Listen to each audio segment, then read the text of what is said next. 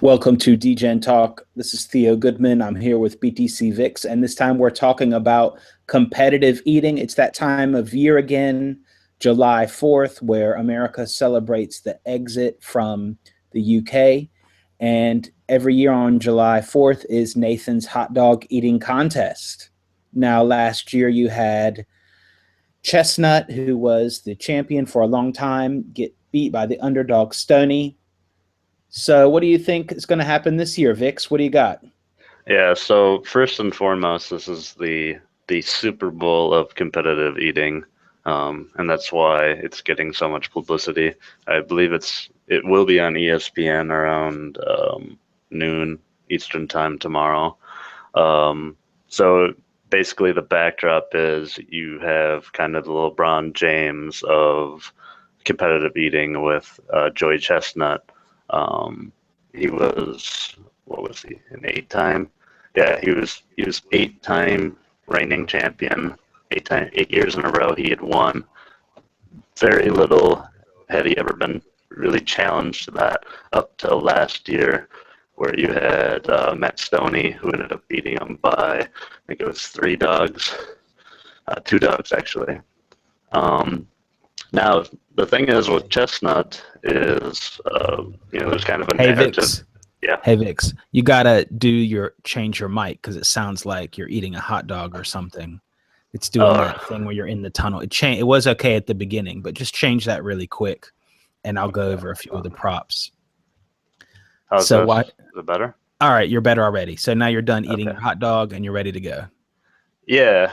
Uh, do you just want me to start over, or how are we gonna do Yeah, this? well, I mean, we got it that it's the Super Bowl of competitive eating, and just hit us back up with some of the it's going to be on ESPN streamed.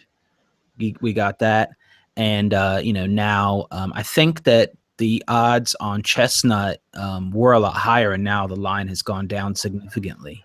Yeah. So basically, in the last month, we've heard this kind of narrative come out of Chestnut of, last year, he was going through some personal issues. He was in the process of calling off his engagement with his then fiance shortly. I think it was just before that event last year, as well as he said that his training kind of wasn't on par with the way it used to be. So, and that kind of it goes in line with the fact that he only ate 60 dogs. So I know that's not something that really was his pace. Kind of about 5 to 7 off of Right. what I considered his average And pace.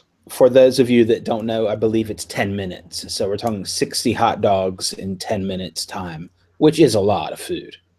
Yeah, so now we fast forward to within the last month, and the two biggest things that I think you're seeing is that Chestnut had the Euro eating contest, um, and he did beat Stoney head to head on that. That was at the beginning of June, and then more importantly, just last week, he consumed 73 and a half dogs, which would be the current world record in the qualifier.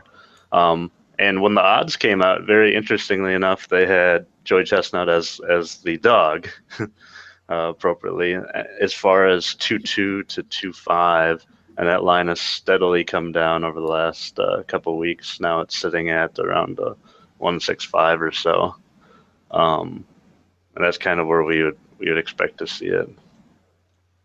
So Okay, yeah. So we've got the line on Chestnut, and we've got also the over under on hot dogs for Chestnut to eat. I believe it's what, 63 and a half. yeah, and I still even like I'm looking at the odds right now. I still even like Chestnut at this 169. I still think that's good value for him. He's after having those 8 years where he wasn't challenged, he got a bit complacent. He really didn't have anything to prove, and now he does after he lost last year. It's kind of a wake up call.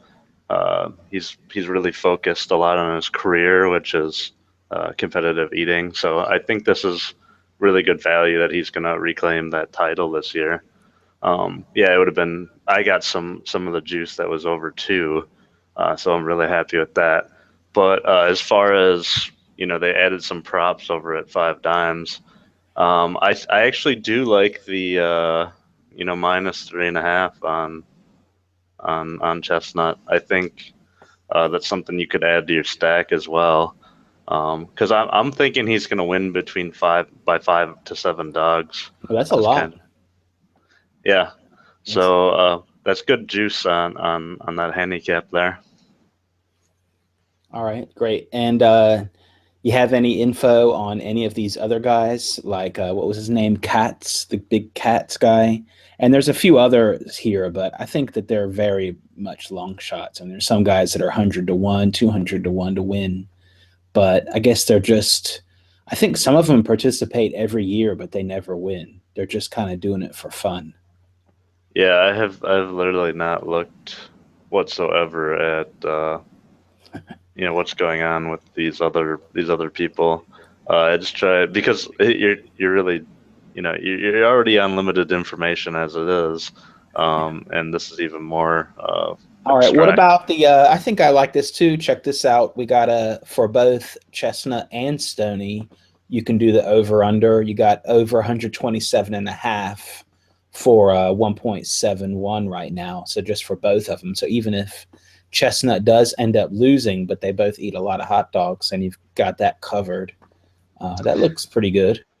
Yeah, you could do that, and then they've also gone and broke it down to men's winner eats over. You got 67.5 and 69.5. I mean, do remember that Chestnut did what was it 73.5 in the qualifier, And so even we know though he's capable of it. Right, and even though we know I think that I'm favoring Chestnut too. I agree, and I saw that Giro video where he really did. He beat Stoney head up, but Stoney is a good eater too. So you could see like combined over 127 or men's I like this men's winner over so and so. Doesn't matter who wins. I could see either one of them eating a whole bunch of dogs like that. That looks good. You do. I know that you didn't do any research. I haven't either, but there is the women's contest.